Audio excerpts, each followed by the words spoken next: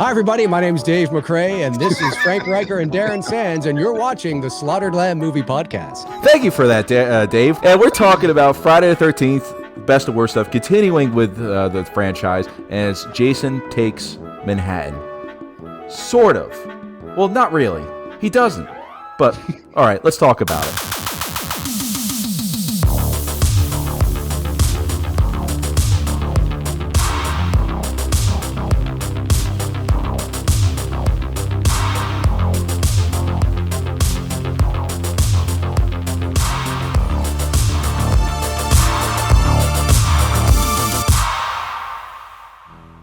Dave, he doesn't take Manhattan, does he? He doesn't. Ladies and gentlemen, our special guest, Dave McRae himself. Hi, everybody.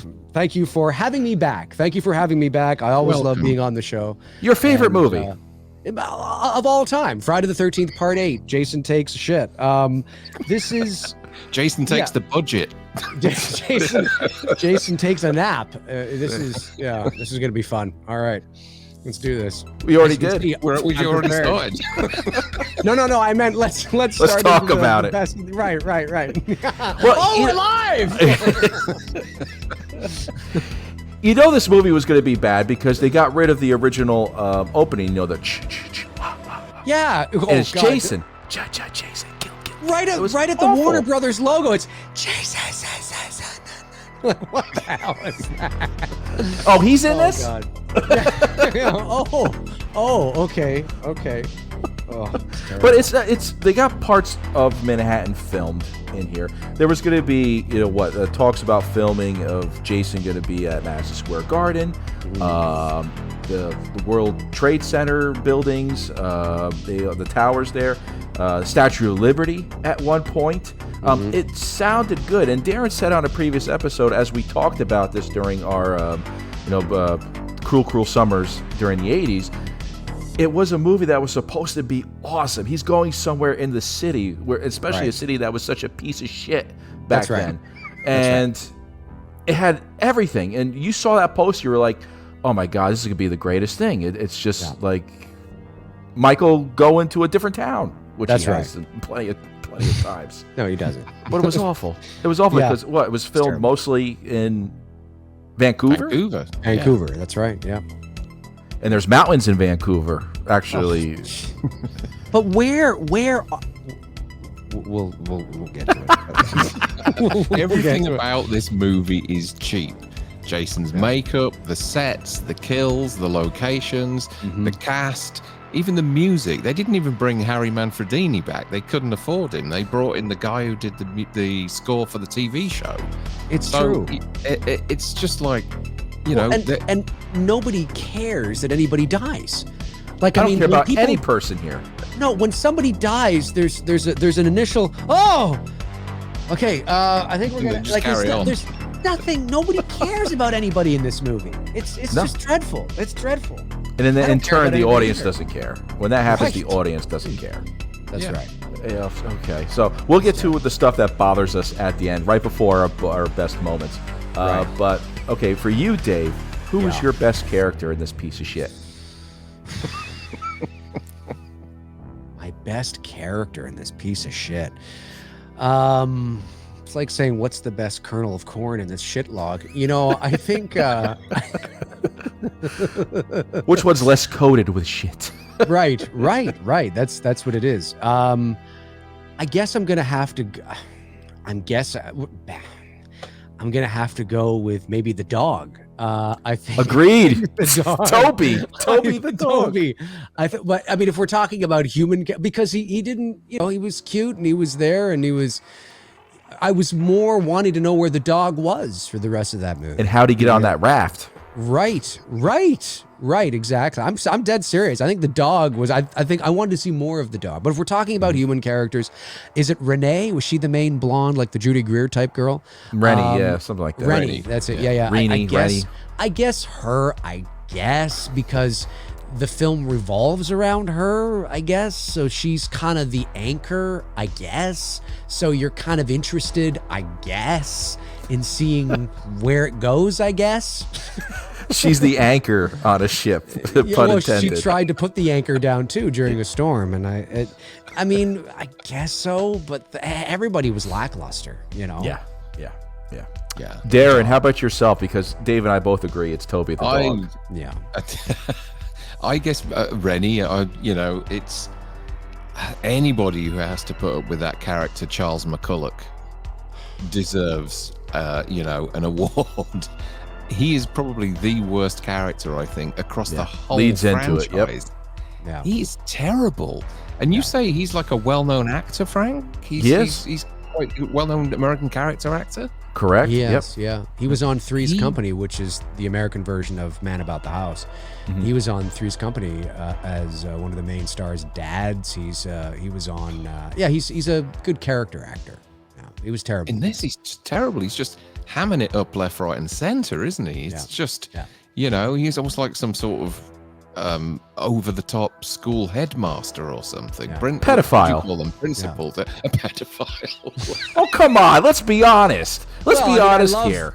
I love when that guy's dad dies, and he doesn't even react to it, really. And he's like, I'm so sorry. 5 minutes later, he's like, come on, you're the son of a boat captain. You think you would know what to do. And it's like, the dad just died. I mean, this whole movie is just ridiculous. That kind of blends into my worst character, though. Absolutely, Uncle Charles. It is, yeah, Uncle Charles. I mean, I don't know about you, Dave, but he's, you know, this is going to be quick.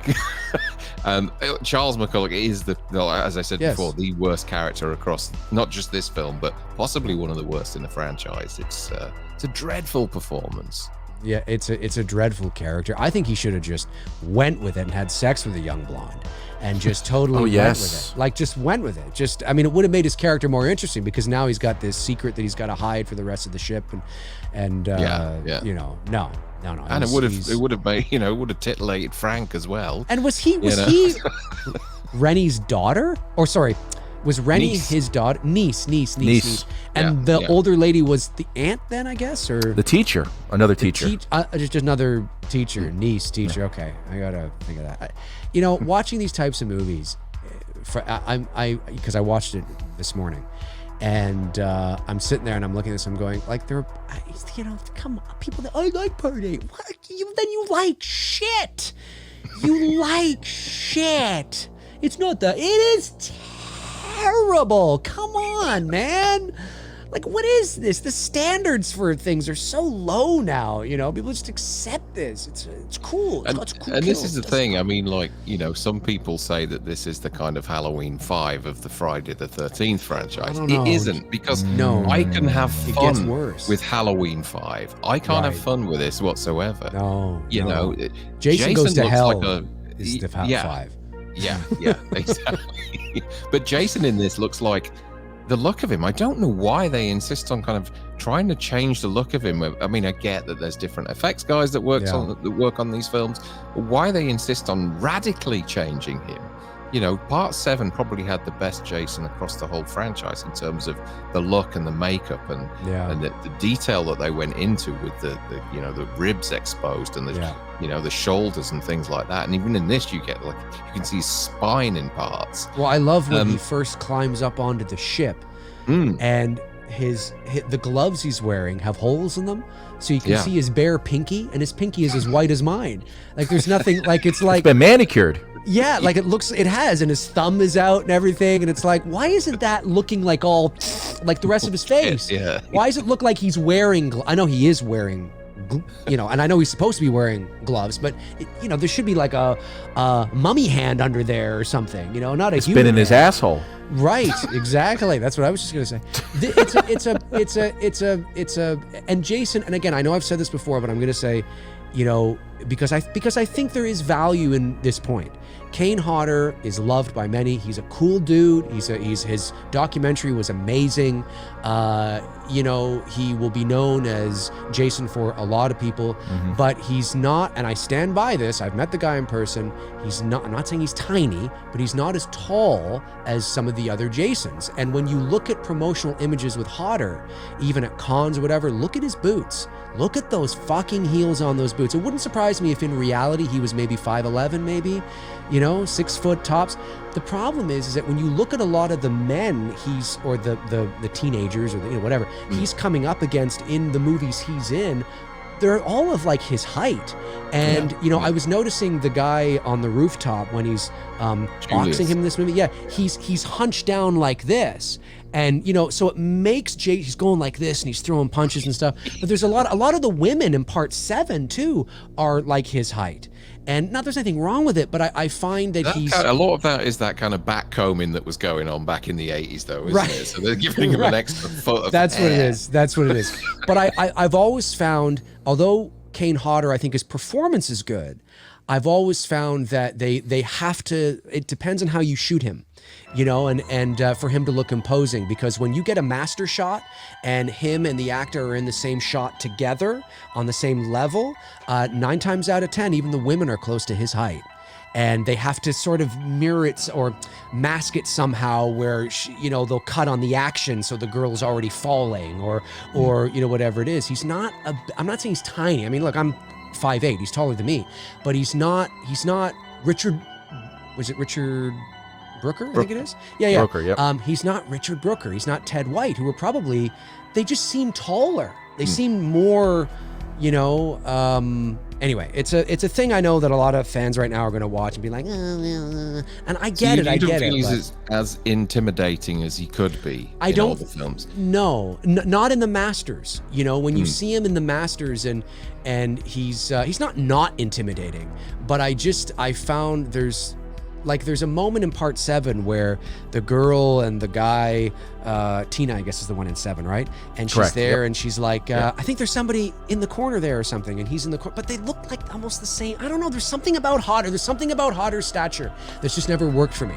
In Masters, again, when you go to the close-ups or you're cutting from him to her, whatever, you can, he's being shot from lower angles, so he looks more, you know, imposing, and but when you get to Masters and he's in the same scene with a lot of these people, they look well. There's a shot even in part 8 where he walks into a New York restaurant and that big guy, go right ahead.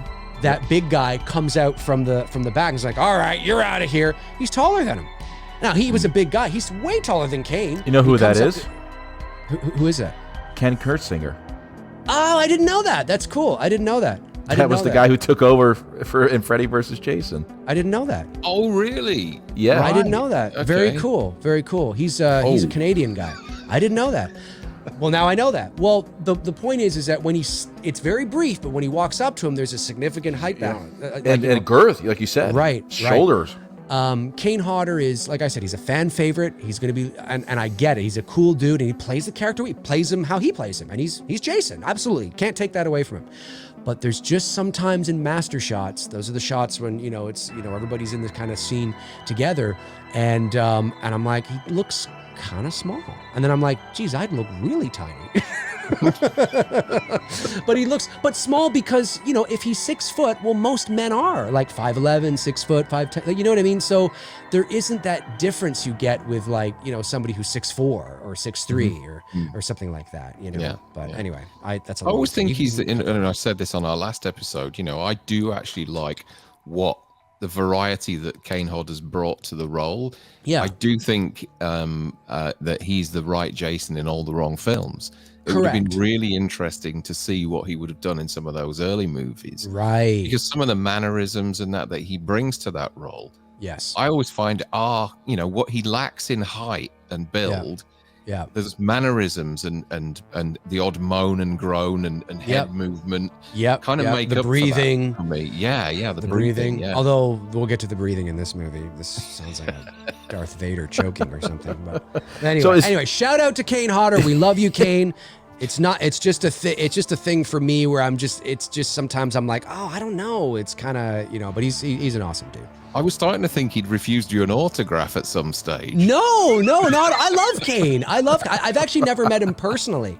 I think for me, I was surprised when I met him. He was at one of the cons here in Toronto a number of years ago. And I remember seeing him. He had a table and everything. I remember seeing him. And I remember he got up and I was like, oh, he's a big dude. Like, you know, he's a big dude. No, it's not really that hard with me, but I was like, oh, he's a big dude. And then when he came out from behind his table to have a photo taken with somebody, and I just happened to look down, I was like, he's got fucking heels on. He's got like these chunky boots, and I was thinking to myself, oh, I wonder how tall you really like. He's a member of KISS. Yeah, not that big, not that okay.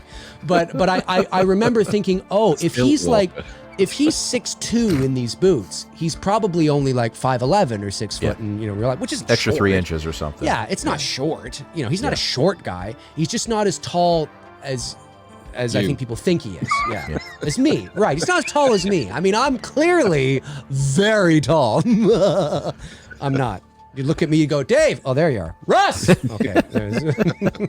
Well, you talk about his breathing, Dave, and that leads in. Is that to our next part? Yeah, you have to edit this. No, we're fine. We're fine. Is that your best line? Is Jason's breathing?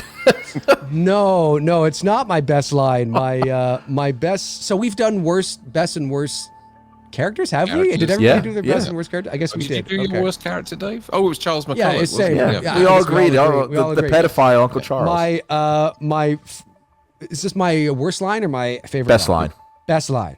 My best line is my best line. I don't know what it is, but my best line is his school is out. I mean, Oh, it's from Julius. Yeah. From Julius, who's like, hey, listen, school is out. And it's a terrible line, but it's my best line because there are no good lines.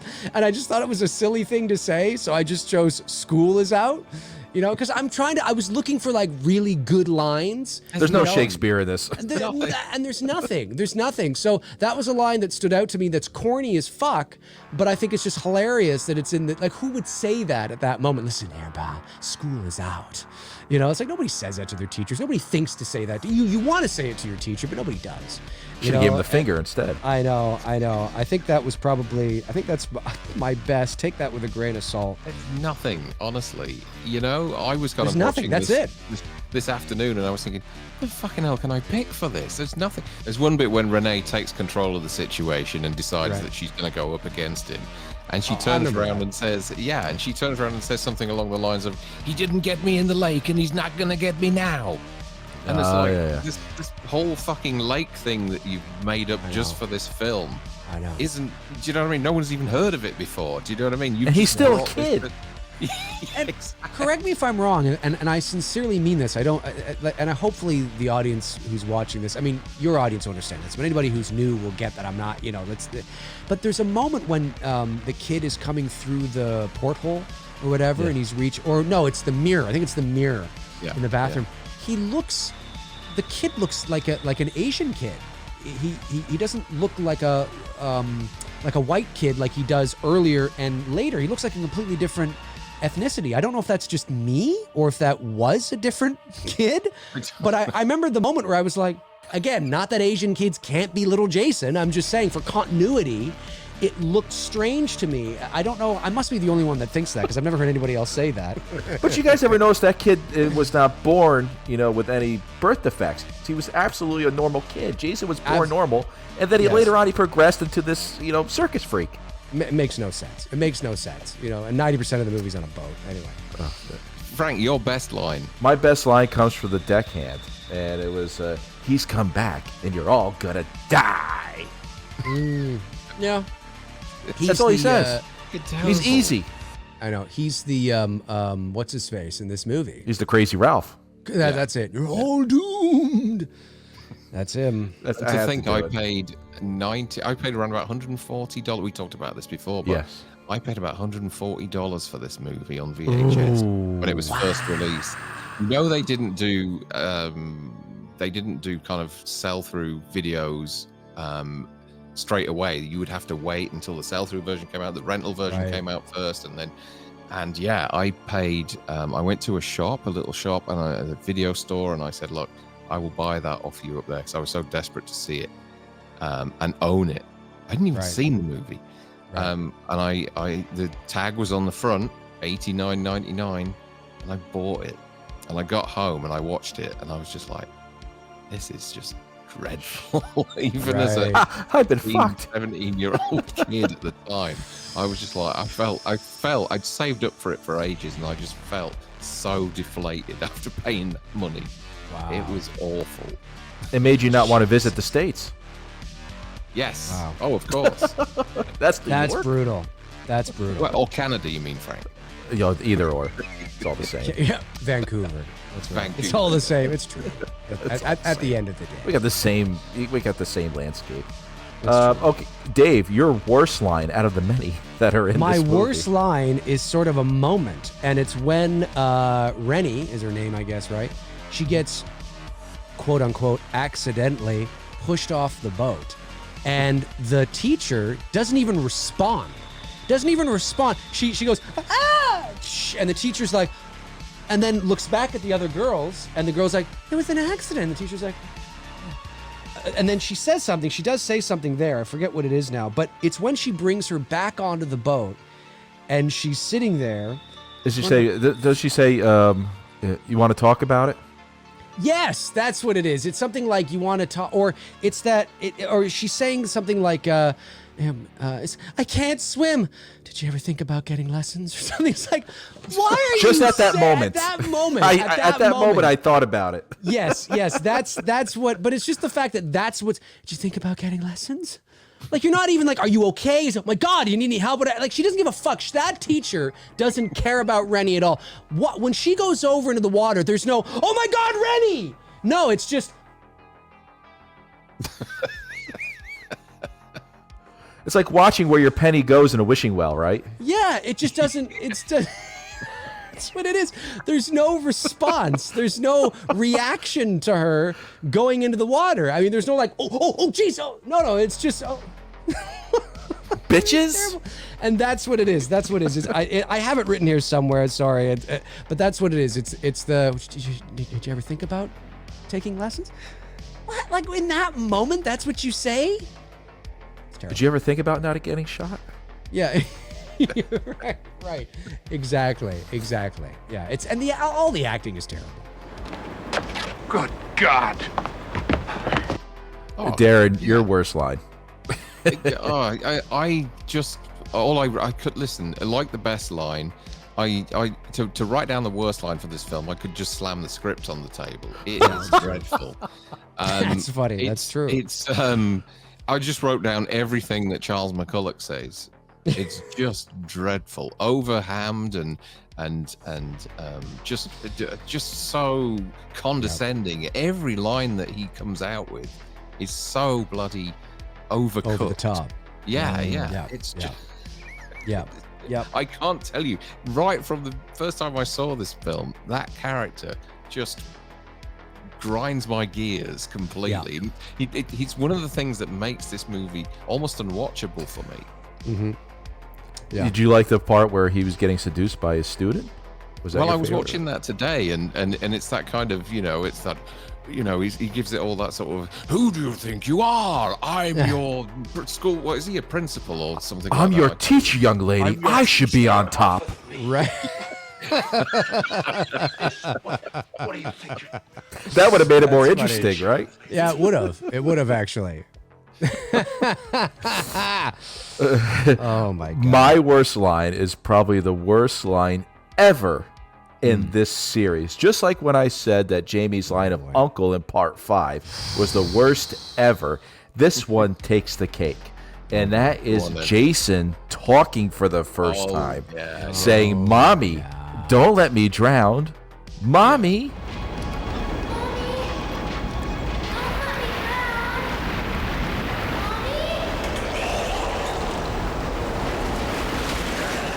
Good Christ.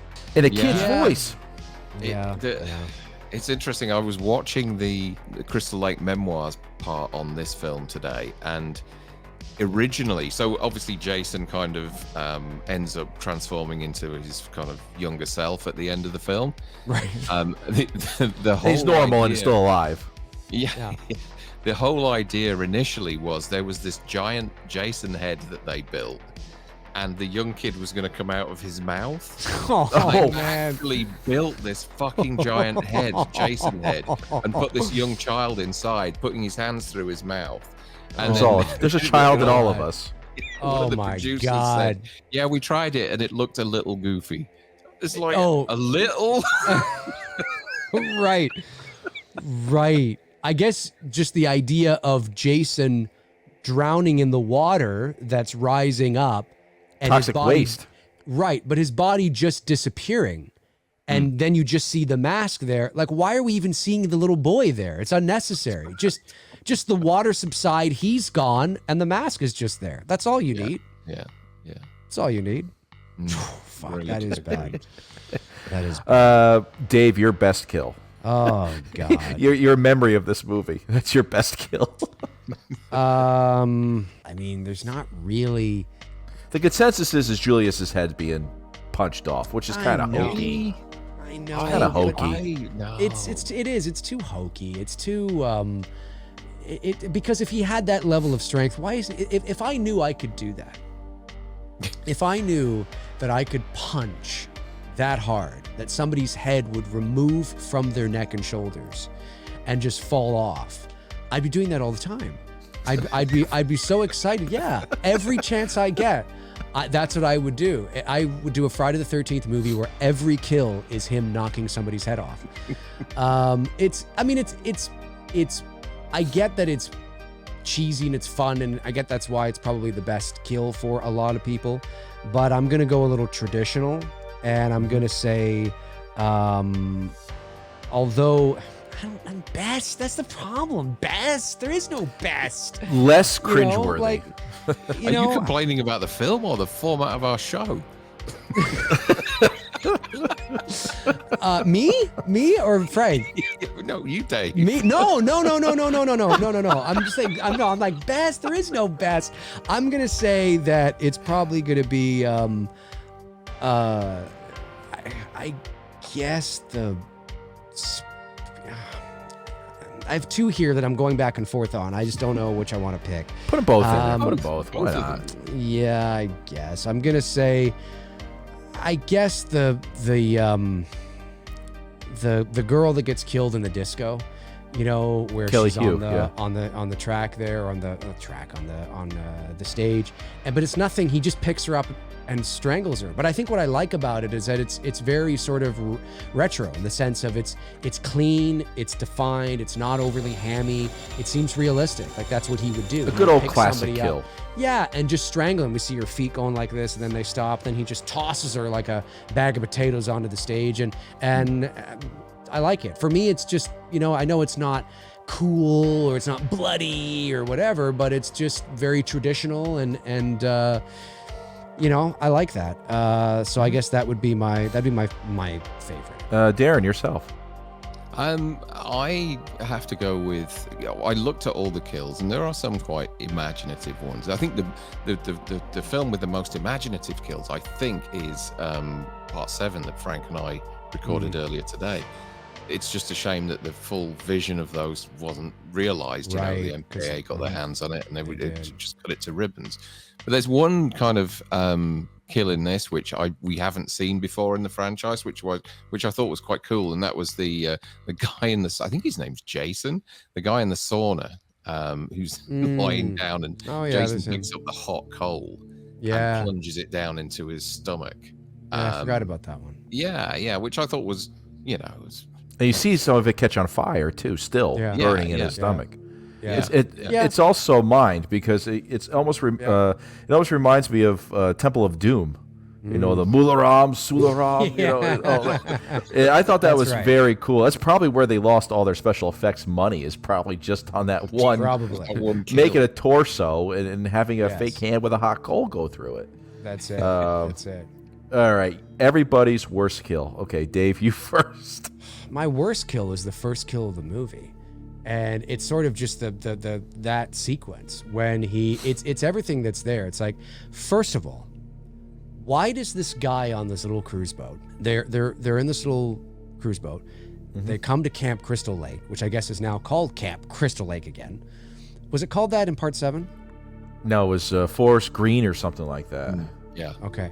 So all of a sudden it's back to being called Camp Crystal Lake or whatever, because there's the sign there off, you know. Yep. And the boyfriend sneaks away for a moment. The girl comes up and he shows up to tease her, and he's got a Jason mask. He's got a hockey mask that not only but that has the axe mark from part 3. It's got the how is that even like Perfect replica. Why would that even be? Are they selling these in stores? Are they like, I mean, why is that like the reason why there's a gash there is because what's her face from part 3 put the Chris put the hatchet or the whatever into, not the axe or whatever, little axe, the hatchet or whatever, into his mask. And that's why it was there. And all of a sudden he shows up with a wider mask and it's there. Did they know about that? Did they? Is there the little kind of space balls here, aren't they? With all the yeah, it just seems. merchandise? It's like, why does he have like? Okay, he's got a hockey mask. Okay, but a hockey mask with the gash? I mean, that doesn't make any sense to me. They're also bottling the water there, where that guy from part 5 it's was washing his nuts in. Yes, exactly. And anyway, so he's like, oh, ha ha ha, whatever. They go back and they're about to have sex, and Jason comes up, and he's there, and he's sounds like Darth Vader. I'm like, what's it? Sounds like a scuba thing. And he's there, and Jason. He's sitting there, and then all of a sudden, and then, you know, the girl is like, oh my God, it's very, we've seen that before in past films where the girl will be kind of on the bottom and she sees him first, right? And then he gets off of her and is like, oh, and he just leans against the wall, and she's like, oh my God, you know, and leaves him. He just sits there like, just do it, I'm ready, just go ahead, just do it. Like, he's just like, he's not I already fighting finished. back, he's not fighting back, he's just sitting there going, no regard for her, he's just like, well, I guess this is it. You know, he's just like gonna take it. So he gets it, and then the way he turns to the window, it's like it was a conscious choice, like he's like, oh yeah, I gotta remember to smear the window. Where you going, you bitch? It's like, why is he like, you know, with directing, you know, one of the things that you always tell your actors is what's your motivation, right? So the actor knows that I'm supposed to put my hand on this thing. They know that, but the actor should be, and maybe he was, the actor should be not thinking, I have to remember to put my hand on here. The actor should be thinking, I'm going to put my hand here because I'm reaching for help, or I'm trying to, you know, whatever it is. Like, what's your motivation? Like, you know, you say that when, you know, an actor walks into a room. You don't just walk, you know, you don't tell them to walk into a room and, you know, look around, because then it's just going to look like you're aimlessly looking around. What's the actor looking for? What's their motivation? Then it looks more authentic. And this just looked very sort of staged, very like. Well, this is going back to what we were saying earlier, and you know, the director of this film was 23 years old. Oh wow! And incredibly young, and probably had zero experience as well. Yeah. And it goes back to, you know, they cut corners in every single area of this film, from who directed it to the crew that were involved. Yeah. As I said before, the makeup, the special effects, the locations, everything was kind of under a microscope. Right. And I've just had a thought then when you were talking about the Jason. Yeah. If they didn't use Harry Manfredini, they used this other guy who did the score for the TV show. Did that mean that they couldn't have the in the film? Maybe. And I wonder whether that's the reason. Yeah, that's because if you're gonna license that music or that sound effect that he created, which by the way, he stole from Pink Floyd's track "Careful with That Axe, Eugene." If you're going to license his music, then it probably costs a hefty chunk of money that you may as well get him on board anyway. Right. You know, Harry Manfredini is not one of these composers who's got a kind of a huge body of varied work or John anything like Williams. that. Yeah, Right. no, exactly. He's Right. he's cut his teeth on bleeding Friday the 13th. Right. So That could be it. it things must have been bad with this production, and I don't get it when this series is made at this point. To this point, I totaled it up earlier, around about 320 million at the box office. Why they, had such a tiny budget on this?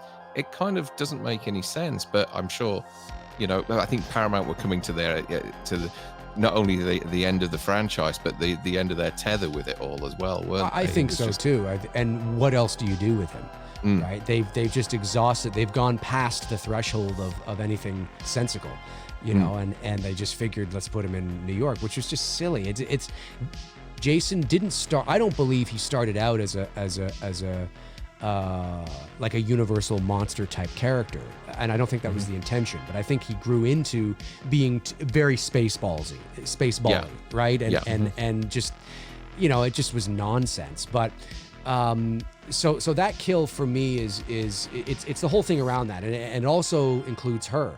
So he just looked like, I just didn't believe that he would sit there and just take it. Like he's just waiting for it. Like he looked like he was in shock. He's like, oh my God, okay, do it, go, quick. And she's gone. And it's like, dude, why aren't you fighting back? Or I mean, maybe it would have been better for me if he had grabbed his head and smashed it against the window, and that's what left, the blood or something like that, right? Rather than him going, oh, all right, window. It just seemed. And how these kids know what Jason looks like anyway? They're too young. Yeah, well, Unless they go through news clippings and everything like probably that. would be that. But I didn't like the merch fact store that Dave was on about. God, I didn't like the fact that the girl, when she, and I get it, but I just didn't like the fact the girl decides to hide in this little compartment. Why didn't she leap off the boat and swim 4 feet to the land? Like if she's that, like she's there, she's like, what did I write down? She says she's there and she's like, please, no, what? Yeah, please, no. And he's just like going down and down. And then, I don't know. I just think you would have jumped off. It's just weak. It's just weak. Like depending on what, basing it on, comparing it to where the Friday the 13th series has come from, those two first kills and a lot of the kills in this movie were very uneventful. Besides the head popping off thing, a lot of the kills were just sort of uneventful. We've seen it and done it. You just changed it. Yep. Yeah. For me, Darren, I'll get to you in a second. For me, the weakest kill for me is Uncle Charles, because that piece of shit should have went out in a different route besides going into some kind of sewer barrel of someone's leftover shit water with a rat. Yeah. And you can tell it's fake legs, because they made this dummy wear cowboy boots and socks that go all the way up to his asshole, and he's flipping around like this, and it's just. It was one moment I thought he was going to do fellatio on him. I thought it looked like that. It looked like he was 69ing Uncle Charles. 100%. 100% it was. Yeah, 100%. It looked like it. But it's terrible. Please, I beg of you.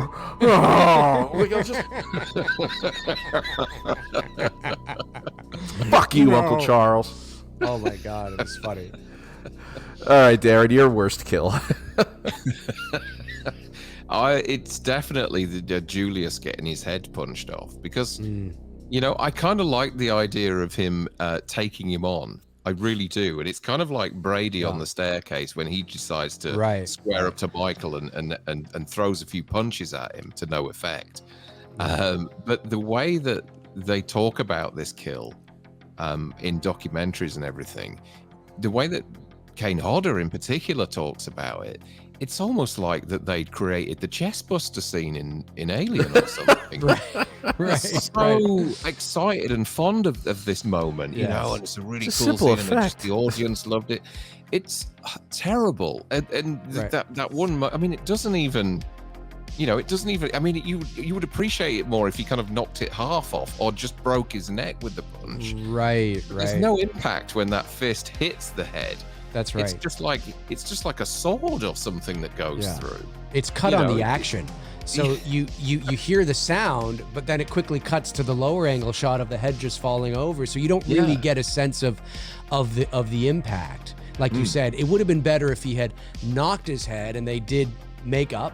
You know, they did a whole prosthetic bust or whatever, and we see the head kind of just rip from the neck and it peels over, and then you see blood just going or something like that, and then maybe the body with the head falls over and into the dumpster, and then the dumpster shuts. You know, something like that. That would have been more. You know, but the head itself is, I mean, I get what. And it looks like that somebody's made it out of bloody paper mache or something, doesn't it? Yeah. When you actually get sight of the actual head. Yeah. You know, me and my wife could make something better than that in the kitchen tonight. Do you know what I mean? It just looks fucking Out of terrible. pancakes. 3 hours from now, Darren's going to be sending photos of this head. See? In the kitchen. All made out of cheese. Right. I would have taken Julius's head, right? And I would have had Jason do a jab and go through his head. And then he pops it off, trying to get it off, and he throws it off from his arm and just drops his body. Yeah. Now, remember, Julius's head went to that dumpster. And then we see next Julius's head on top of the radio for the cop car, which means Jason had to climb into that dumpster to retrieve it. Yes, that's true. He was in there, buck naked. Jesus. Okay, now we're getting to the end where we got to get our best moment in, but let's talk about some of the things that really bother us. Like, for me, I know one. There's a character named JJ. She's the one that's playing the guitar.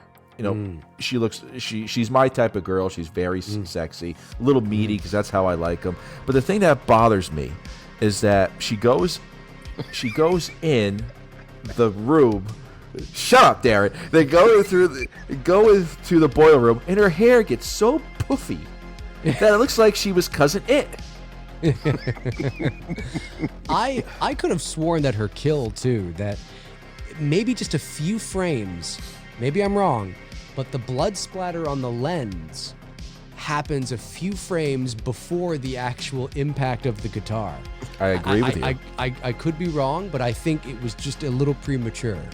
But her head is fully intact when we see her this next time with Wayne going down into the boiler. She looks great. She looks fantastic. I would her myself as I was down there, but I mean that's just me. The ship is ready to go down, but they didn't have enough money to sink the ship.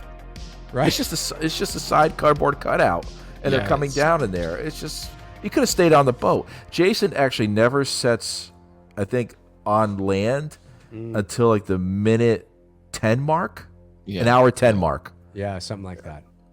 Well, most of the time are in back alleys in Vancouver. I mean, that's really where you are. And where are they coming from? I mean, listen, you know, Frank knows this. There are no mountains like that in Jersey. Okay, there are no mountains like that. With smoke around them. There are no mountains like that. No, but these are like, I mean, especially when what's his face? What's that? When they're boarding the boat, yeah. Yeah, they're boarding the boat. You can see them. There's a lot of cloud cover there. So they kind of look like, oh, maybe they're just big hills or something.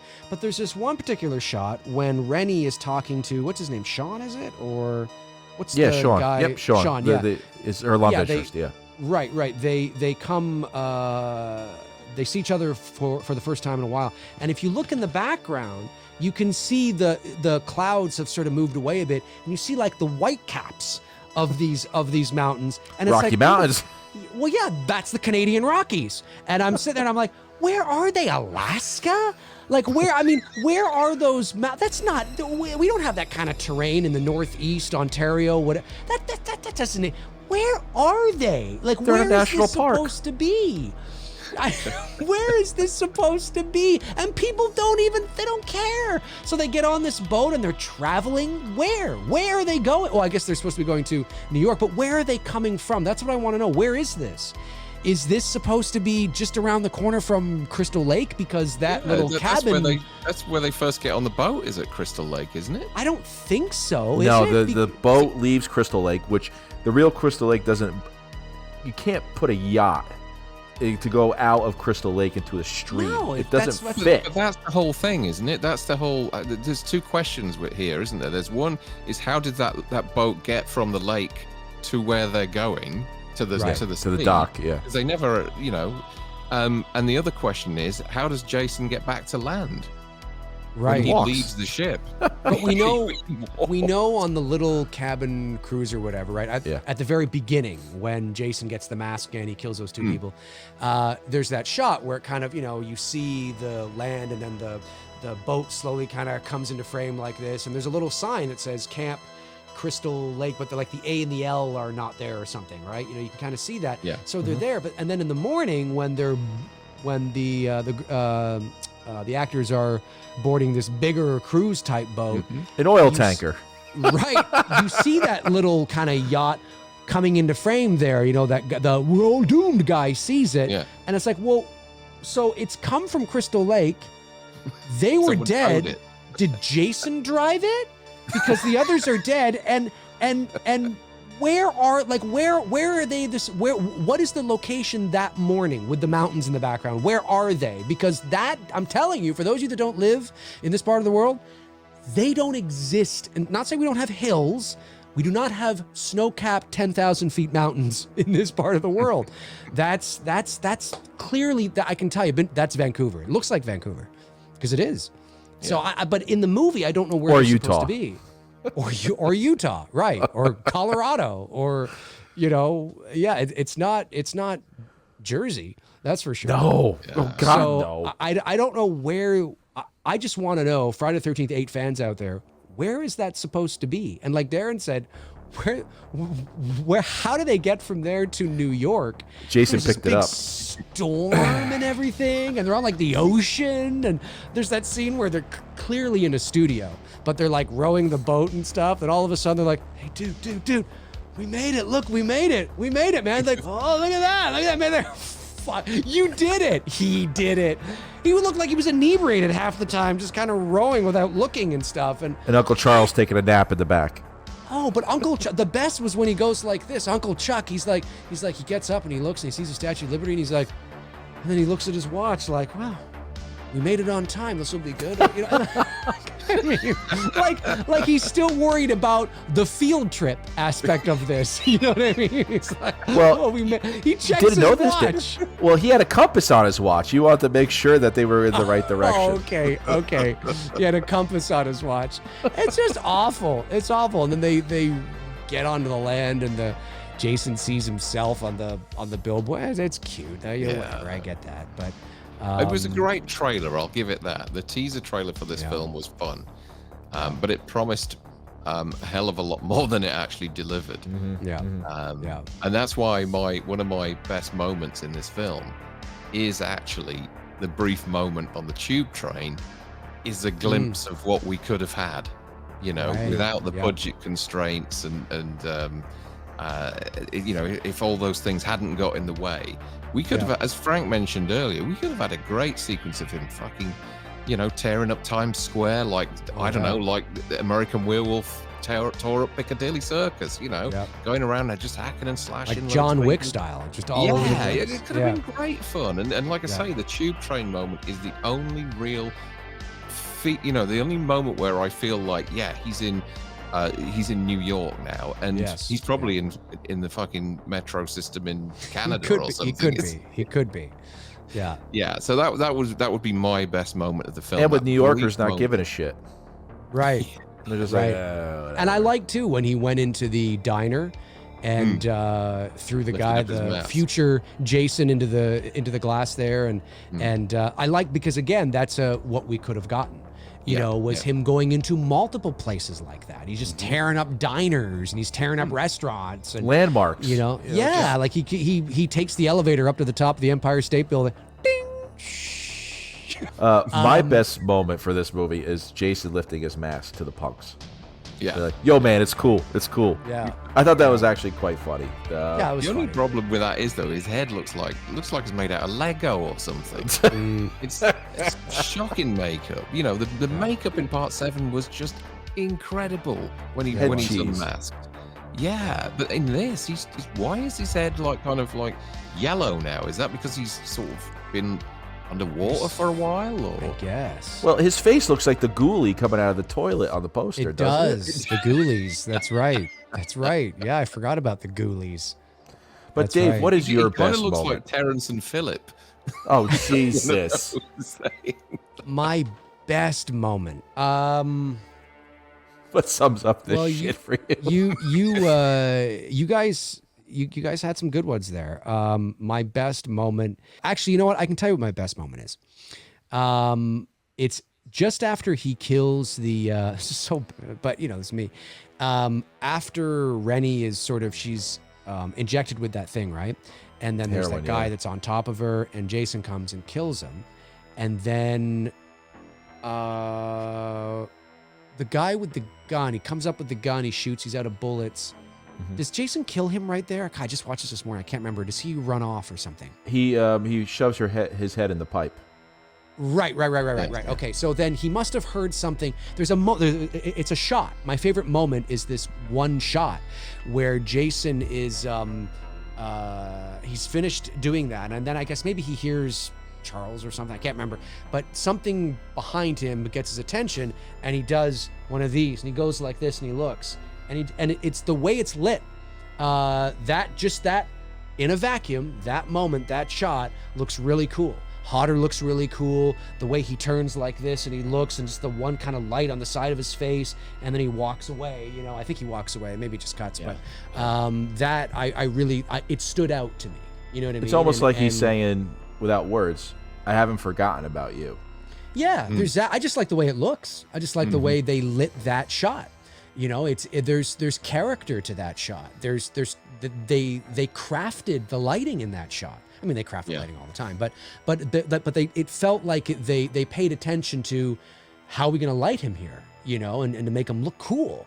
You know, I think it's just a cool moment where he turns, he looks like this, and maybe there's steam. I don't know. It just looks cool. Looks cool. So I think that stood out to me. So let's sum up. We know this movie sucks, and this movie was the reason why Paramount sold it to New Line, and what we would have gotten, the Freddy versus Jason. Another masterpiece. Another masterpiece. Because originally they wanted Freddy versus Jason for Part 7, but we didn't get it. We didn't get it. It's just a movie that had so much promise. As we said in the beginning, we were always looking forward to this movie when it was first announced. Our inner child right now is very sad. It's crying every time this comes on. And it's a movie not worth a repeated watch, unfortunately. The boobs in this movie does not save it for me. Were there boobs in this movie? Oh, at the very beginning. I remember. I can't remember. But the dog survived, and he's the best actor on the screen. Well, and the movie even begins like it's a romantic comedy, you know, or like a romance, like the way the music and it's just. And it was perfect advertising for the city of New York. Come to New York, where you'll probably get shot up with heroin by mistake and probably killed. Well, I love too the scene when Jason's lying on the ground and he just got hit by the truck or the car, and the car's on fire. And it's that moment where, actually, I forgot to mention this. Here's another moment that I really liked. It's just I thought it was a cool effect when Rennie is looking at the puddle, and the puddle is on fire, and then you begin to see like this little boat rowing amongst the fire in the puddle, and I was like, what? And then it's a cross dissolve into her memory, but it's the way that the boat looks like it's really tiny and floating and rowing in the puddle. And I really like that. That's a really cool moment. It's an effect, but it's really cool. I like that. One other thing, it just hit me now. One other thing I really like too, so there's three things, is I actually like, but it's in the wrong movie. I like the first time that Rennie sees young Jason. I like the effect through the porthole when she's there and she's like, she hears like "mommy" or whatever, and she turns around, she just looks at the point, it's just this black hole there, right? And she's looking, and it's like, it's very surreal, and it's almost like it should be in a movie like House, you know, or some other weird, other film. But I love the effect. I love that. I think that's a cool kind of thing. During that scene, when she has she has the memory, I should say. When Jason comes back to life, he does one of these. He's lying there and he's like, "Ta-da!" like this, like he looks at the camera, you know, and it's almost like he's like, surprise, you know, just the way he's like, Like, what's he looking at? Like, why is he going like this? I get it. It's just, I just think it's funny, you know? It just looks, We're really looks silly. scraping now, aren't we? I know, but it looks silly. Silly to me. All right, I'll shut up. And the only way for Rennie to get that memory back was to kill her teacher. Right. Right, exactly. And No one cried for her. No one gives a seeing shit about her. Seeing young Jason at the bottom is just terrible. Oh, Yeah. Yeah. terrible movie. Well, ladies and gentlemen, I hope you enjoyed this rant of Friday the 13th, Part 8. Jason takes a dump. I'm sorry, Jason takes Manhattan. Jason takes a dump on Manhattan. No, We're coming back again, and we're going to be talking about the Oscar-winning Jason Goes to Hell. it makes Jason Takes Manhattan look like Citizen Kane. I mean, it's just awful. And Jason in that film as well. His head, I don't know what happened to his head in that. It's kind of looks like a huge piece of popcorn or something, doesn't it? his mask is like molded into his head now. Yeah. And, oh, we can't Jason. start on this. We're going to start discussing. No, we no. can't do it. Let's save We it, can't save do it. All right, Save it. all right. Save it. Well, ladies and gentlemen, we want to hear your comments on, is this your favorite Jason movie? I know there's some love out there for it, but you know what? In order for us to knock it and make fun of it, it just shows we have some kind of love for it, and we have to bring it back. We have it's I know we're taking the piss, but it's all horrible. We know. All right. Sorry. But as always, stick to the roads. And the best of luck. Thanks, Dave. See ya.